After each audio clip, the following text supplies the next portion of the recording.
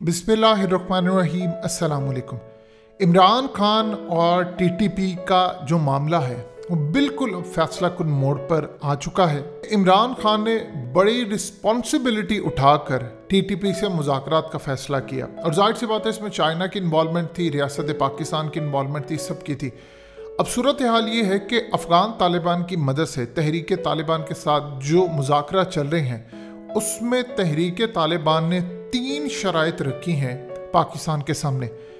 आप ये समझ लीजिए ये बिल्कुल एक लड़ाई वाली सूरत हाल पैदा हो सकती है और हमें ये समझना है क्या इन शराइत के बाद अफ़गान तालिबान अब ऑपरेशन करेंगे टीटीपी के ख़िलाफ़। और इमरान खान ने क्या अश्योरिटी दी है अफ़गान तालिबान को जब उनके अमीर मुत्तकी पाकिस्तान आया वज़ीर ख़ारजा, तो इमरान खान ने उनको क्या अश्योरिटी दी है कि हम जो मर्ज़ी हो जाए अमेरिका को एयर स्पेस नहीं देंगे। ये सारा मामला समझ लें। देखिए टीटीपी ने इस वक्त सबसे पहली जो डिमांड की है, इस वीडियो की अहम डिस्कशन चलती रहेगी, लेकिन इससे पहले आप वीडियो को लाइक करें, हकीकत टीवी को सब्सक्राइब कर लें और बेल आइकन पर ज़रूर क्लिक करें। उन्होंने कहा है कि जिस तरह अफ़गान तालिबान का पॉलिटिकल ऑफिस कतर के अंदर खुला है, हमें भी आप इजाज़त दें कि हम अपना पॉलिटिकल ऑफिस किसी थर्ड कंट्री के अंदर खोलें, चाहे वो थर्ड कंट्री इंडिया हो, चाहे वो यूएई हो, चाहे वो कतर हो या कोई भी एक मुल्क हो जिनके साथ वो मामला तय करें। अब सबसे पहले ये समझ लें कि ये कितने रियलिस्टिक चीज़ है। इसके लिए पाकिस्तान को टीटीपी को कलअदम ख़त्म करना पड़ेगा, उनको ऑन करना पड़ेगा।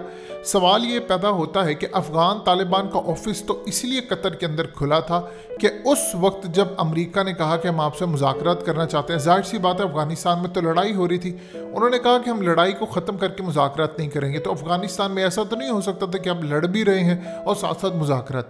तो पाकिस्तान ने उस वक्त ऑफ़र की कि हम तैयार हैं। अमेरिका और भारत ने उस वक्त फैसला किया पाकिस्तान के अंदर नहीं होगा, पाकिस्तान का इन्फ्लुएंस बढ़ेगा।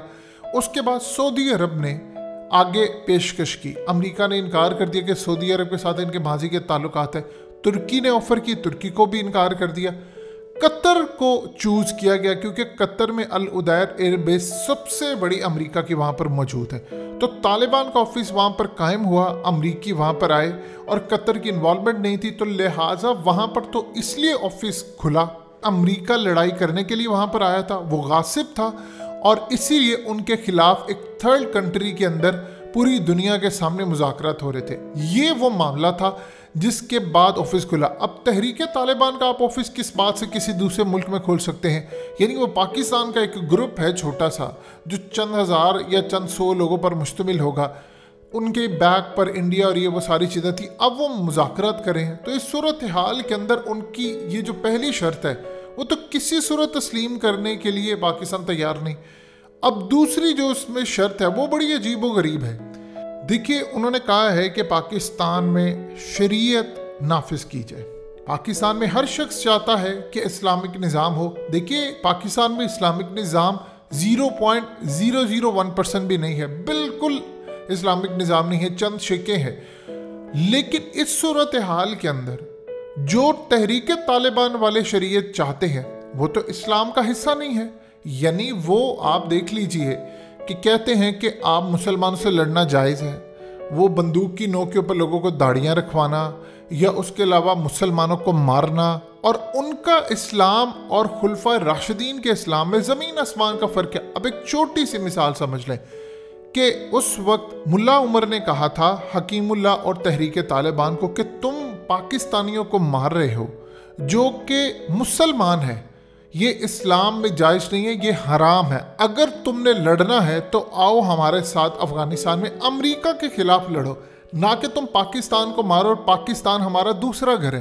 तो आप यहाँ से अंदाज़ा कर सकते हैं कि इनकी शरीयत, यानी ये वो शरीयत नाफिज करना चाहते हैं जिसका दूर दूर तक इस्लाम से कोई ताल्लुक़ नहीं है। ये कहते हैं कि कोई भी गैर मुस्लिम ना रहे, हम सबको मुसलमान करेंगे, सबको दाढ़ियाँ रखवाएंगे और डंडे के ज़ोर पर शरीयत नाफिज करेंगे। और जो इस्लाम ने बातें की हैं उससे बिल्कुल मुखालिफ इनका एक अपना अजीबोगरीब इस्लाम है दाइश की तरह, और ये जो इनको नहीं मानता ये उनको काफिर डिक्लेयर कर देते हैं। तो ये इस्लाम नाफिज नहीं हो सकता, ये आप जहन में रखिएगा। अब अफगान तालिबान ने काम क्या किया, उन्होंने आकर किसी से बदला नहीं लिया और अभी तक वो इस्लामिक निज़ाम वहाँ पर पूरा कायम कर ही नहीं पाए, क्योंकि मईशत का मसला है।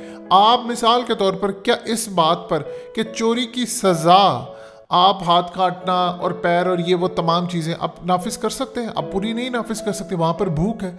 तो इस सूरत हाल के अंदर ये उनकी शर्त एग्जैक्टली ऑपोजिट है। या तो आप कहें कि खुलफाए राशिदीन का निज़ाम कायम करना है तो फिर समझ आती है, लेकिन इनका निज़ाम नाफिज नहीं हो सकता। तीसरा उन्होंने कहा है कि फाटा को आप केपीके से बिल्कुल अलग करें, जो फाटा को केपीके का हिस्सा बनाए उसको रिवर्स करें।